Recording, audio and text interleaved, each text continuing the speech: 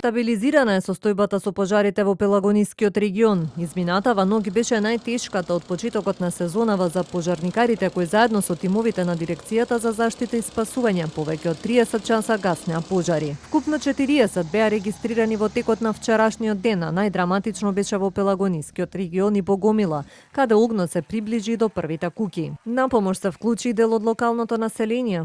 Одма на партњачи метри да се земат. 10 души одма да тргнеме после. Ајде, Во селото Ивањевци 34 годишниот Александар Чепиговски со својот трактор и цистерна со вода влегол директно во огнените јазици, со што го сопрел ширењето на пожарот кој бил пред самите куќи. Најалармантни беа пожарите во Пелагонискиот регион кои што се закануваа на повеќе села.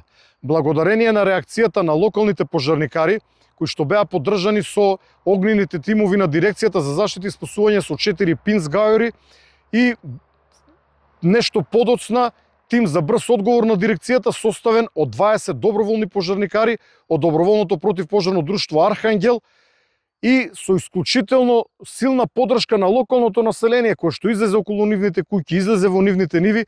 Овие пожари беа најпрво ставени под контрола, локализирани, а во овој момент и најголем дел од нив се изгаснати. Според последните информации, до 12 часот денеска регистрирани се најмалку 10 пожари на отворено. 3 трактори и полицискиот хеликоптер се активирани, а надлежните очекуваат состојбата да се подобрува во текот на денов. Поради непристапноста на теренот, во овој момент работи еден полициски хеликоптер. Пожарникарите ќе се вклучат онаму каде што тоа го дозволува теренот.